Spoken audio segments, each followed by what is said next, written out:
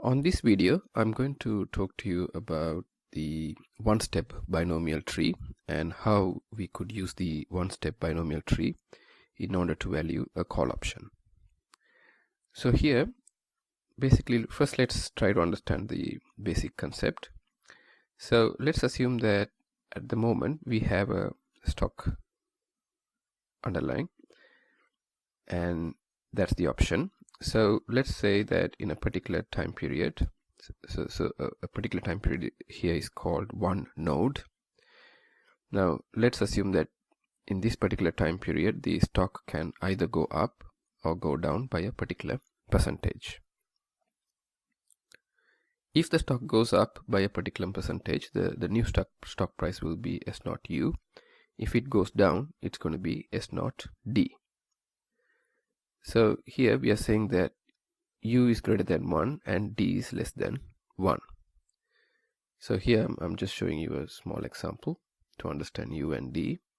So if we say a stock can go up or down by 10% in one node, which means in this period, then U will be 1.1, in other words 10% increase, 1.1, and D will be 0.9, in other words 10% decrease.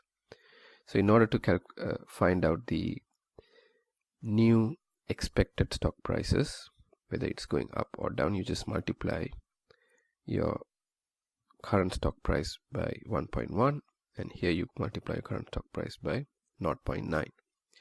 Now once you know the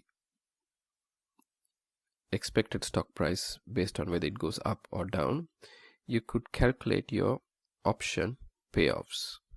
Your option payoffs would be FU and FD. Now remember, for a call option, you would only exercise your call option if your underlying is greater than your strike price.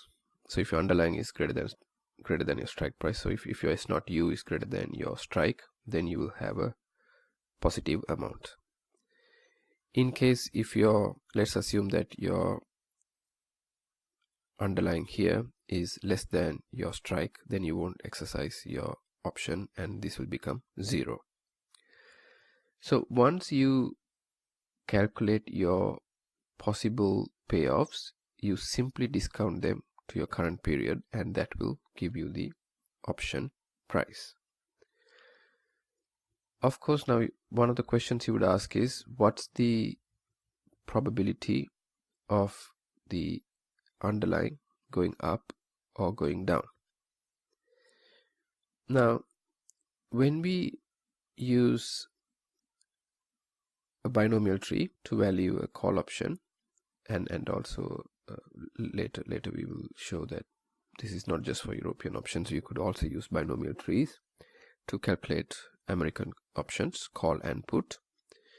Now when we use a binomial tree, we assume there are no arbitrage opportunities. In other words, individuals in the market do not take advantage of difference in prices.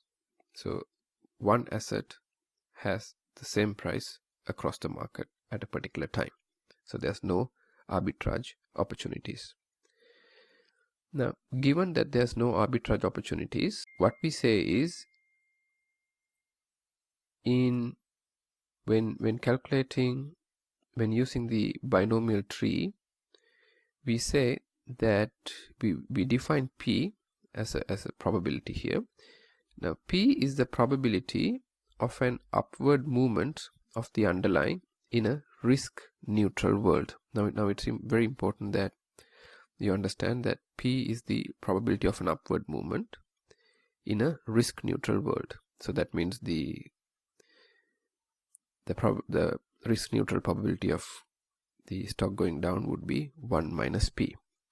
Now why do we say that P is the probability of an upward movement in a risk neutral world? When using the binomial tree, one of the major assumptions we make, and this assumption is applicable to almost all pricings of various derivatives, that we are in a risk neutral world. In other words, that investors are risk neutral. in other words, what this simply means is that you might be thinking, if an investor invests on a risky security, he would expect a higher return than the risk-free interest rate. And if the investment has a lower risk, the expected return on the investment might be low. What we mean by a risk neutral world is that what we are saying is the investor is risk neutral. In other words, his expectation on his investment is the risk-free interest rate. Now, why do we say that? Because remember, we are valuing the option in terms of the underlying. We are not valuing, when you value an option, the underlying of the option is an input for the option valuation. So any risk associated with the underlying is already factored in within the option price. So because of that, the investor will not expect a higher return than the risk-free interest rate. Now also you need to understand, now in case we use the real world probabilities, what would be the discount rate that we will be using to discount the option payoffs to the current period? Now remember, once we use real world probabilities, we don't know what should be the correct interest rate to use in order to discount. Let's say, for example, we are saying that a particular stock has a annual return of 15%. Now if the particular stock has an annual return of 15%, of course the option on that stock is more risky. So in the real world, what should be the return on that particular option?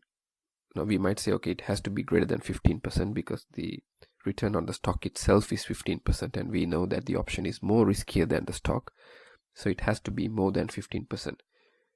But there's no model that we could use to exactly say this should be the return on this option. Now this is one of the reasons, if we use the risk neutral probabilities, we could always use the risk-free interest rate to discount the future cash flows. And it can be proved that using the risk neutral probability, the price or the valuation that you would derive for the option is correct even in the real world. So this is the reason that we use the risk neutral probabilities in the binomial tree. Now this formula here, if you're sitting for the FRM exams, it's this, you need to know this formula. So here what we are saying is the risk neutral probability, P, remember P is the probability of an upward movement of the underlying in a risk neutral world. So your risk neutral probability is simply e to the power RT. R is your risk-free interest rate and T is your time to maturity of the option in years, minus D over U minus D. Remember, D is always less than 1 and U is greater than 1. So once you calculate your probability, you can apply that in this formula here.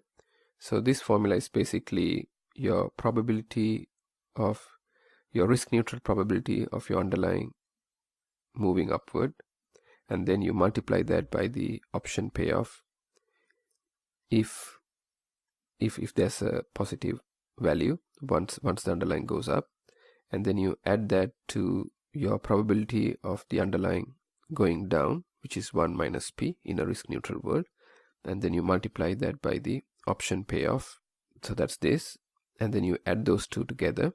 So basically you add both option payoffs, multiplying them by their respective probabilities, and then this is simply your discounting it by using the risk-free interest rate and the time, which is delta t is the time period. So that's this time period, and that will give you the call option valuation. Now on the next video we will use this same approach to calculate the value of a call option using a simple example to understand the concept. Thank you.